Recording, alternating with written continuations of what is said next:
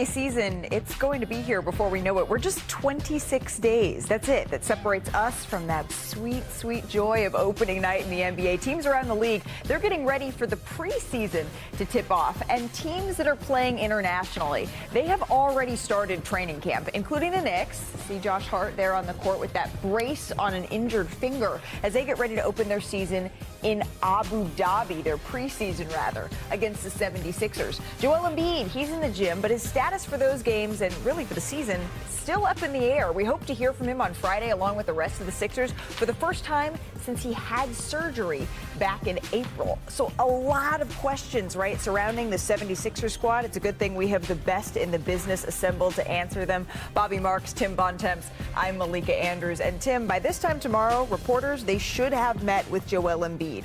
We thought we were going to hear an update 6 weeks after surgery. It has been about 6 months. We have heard nothing. What do you want to hear him answer tomorrow? I want to hear Joel Embiid tell us how he's feeling and what he expects to be able to do this season. That to me is not only the biggest question around the Philadelphia 76ers, it's arguably the biggest question in the entire Eastern Conference. As you talked about a lot yesterday, the East is wide open.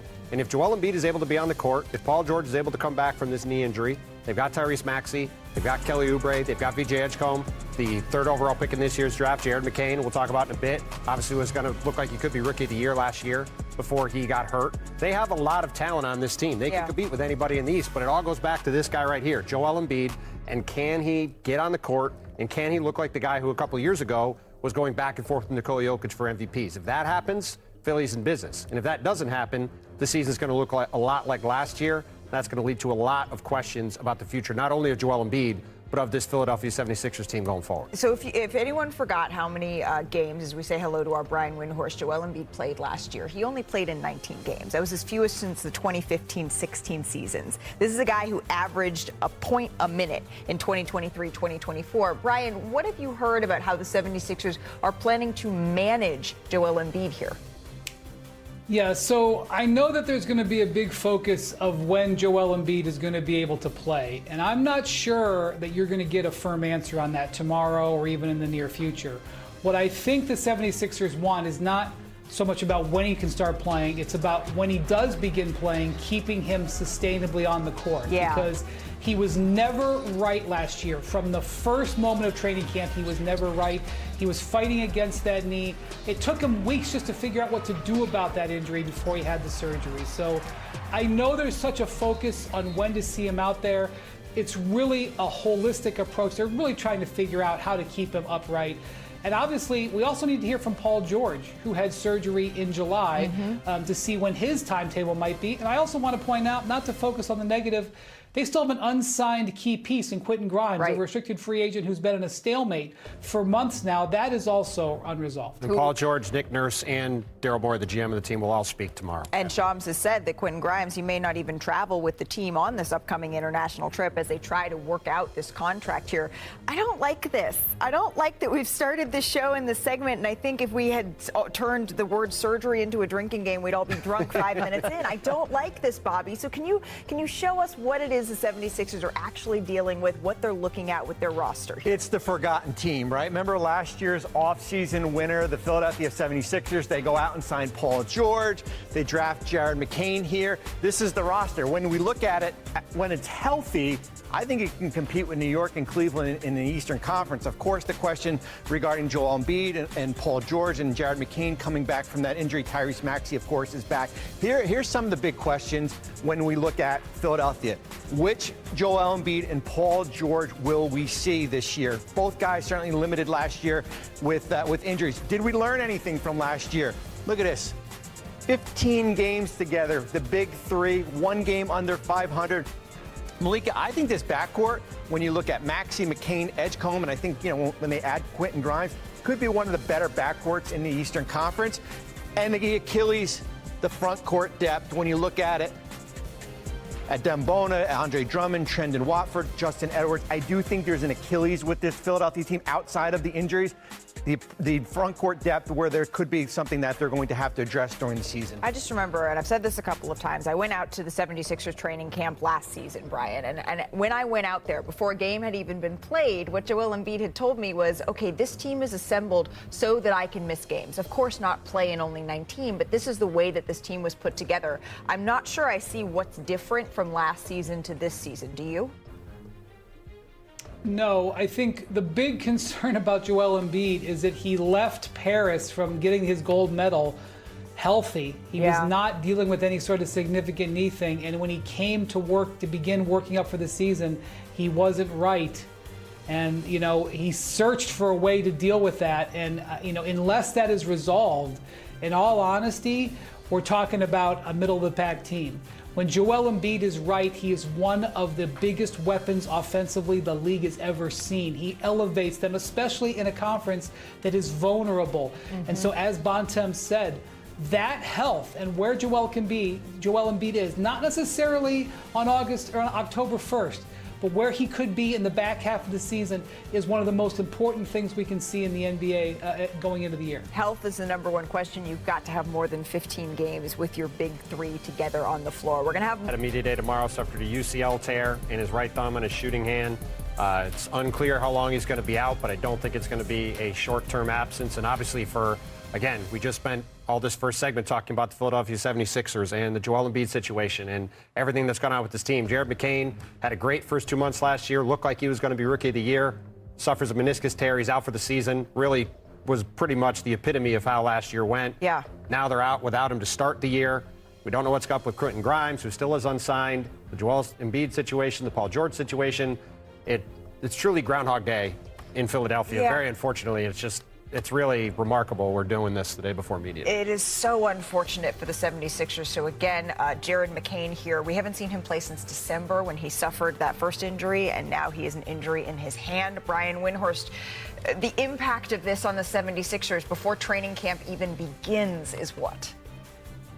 Well, typically an injury like this is a 4 to 6 week injury. Obviously, it can vary player to player, but very likely this means that Jared McCain will not be ready to go at the start of the season. As Bobby mentioned earlier, the strength of this team is their guard depth. But, you know, because of the uncertainty of Joel Embiid and Paul George, you're going to need that guard depth. And now that takes a hit. The biggest factor on here is what about Quentin Grimes? Quentin Grimes has been sitting around.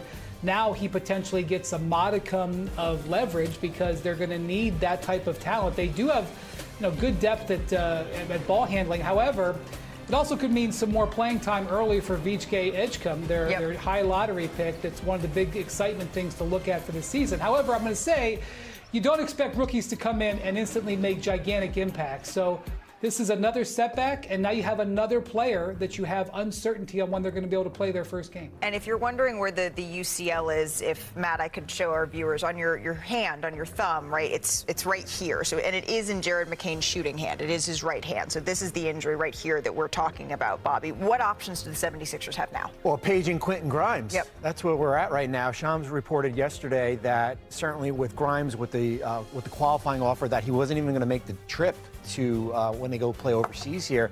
Does that make a sense of urgency here? October 1st is the last day for his qualifying offer. Do they go out and try to make a deal?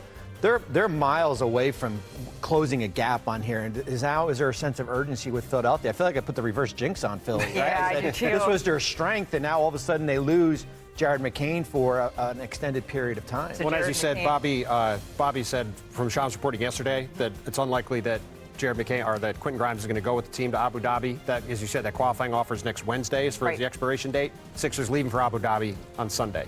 And now we have Jared McCain suffering a UCL tear in his right thumb. All right, a lot of action to get to around the association as players are getting back in the gym. We hope that it's a little bit healthier than this, but let's go coast to coast here. We're going to start with Kyrie Irving. Oh, great, another injured guy. Well, he was back on the court, though, getting some shots up. Remember, he did tear his ACL back in March. Tim, until he returns, who should man the point guard position for Dallas? This is going to be really fascinating to see how this goes, because I think there's a real opportunity or a real chance, I should say, for Cooper Flagg, the number overall pick in the draft, a guy I'd seen as more of a 3 or a 4, to be the point guard for the Dallas Mavericks to start the season. The thing that's really underrated about Cooper's game is his passing. It's arguably his best skill. Yep. And although it might lead to some short-term pain for them having a rookie handling the ball, I think long-term it could be the best thing to happen to Cooper Flagg, to get the ball in his hands a ton early with a bunch of talent around him. Well, Jason Kidd did say he expects to do that when I spoke with him at Summer League. All right, let's stick with the comeback players. Why not? Back in the lab, Lonzo Ball getting after it yesterday, ready for a season with the Cavaliers. Wendy, what are the Cavs looking for from Ball this year? I'm very happy to say Lonzo Ball is not injured and really impressing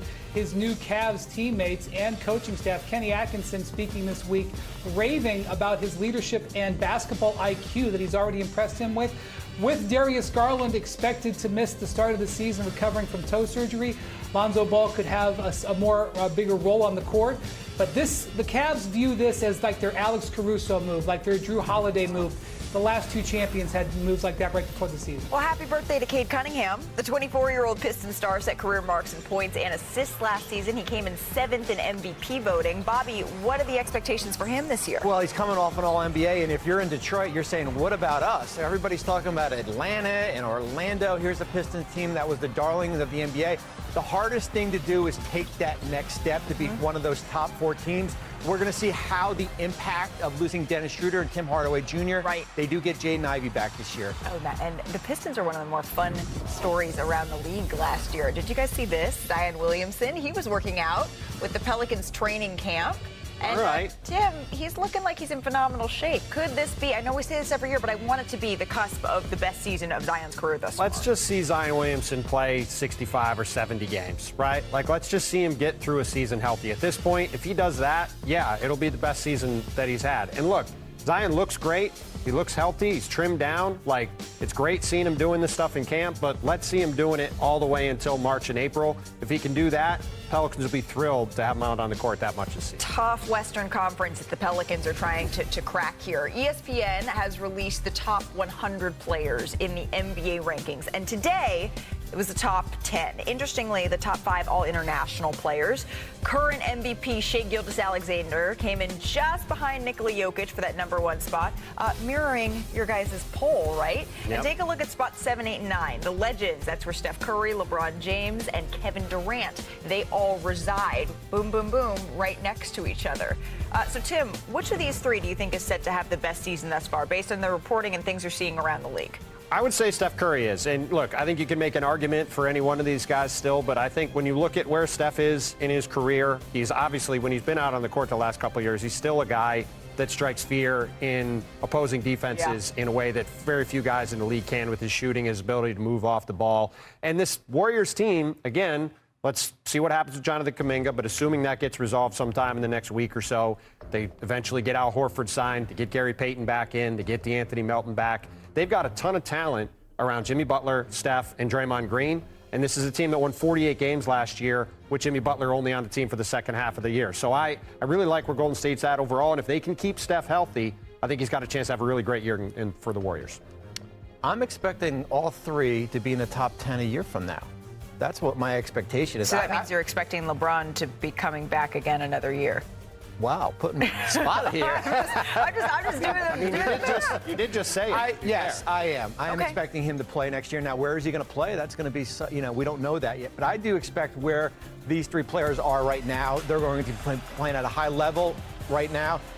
The one question for LeBron, though, is where is he health-wise? I think that is going to be, and we'll see when Media Day opens up next week, is where is he, because that Minnesota series, limping off that court, that's my big question for him. Right. When we look at the top 10, though, clocking in at number 5, we mentioned the top 5 all-international players, and you see in the top 5, Victor Wembanyama is number 5, behind a handful of MVPs, and a player that we expect to win an MVP, if not this year, then in years to come. Brian, when you're looking at the player who has the biggest chance to make a jump, is that where you're circling, or did you rather go somewhere else? Yeah, he is the outlier in that top 10. As you mentioned, MVPs, champions, all NBAs. He's got none of those, and really what I think you're expecting is the Spurs to make a jump, because you can't get a top 10 status in the league unless you're leading a highly competitive team, and the Spurs are, slowly building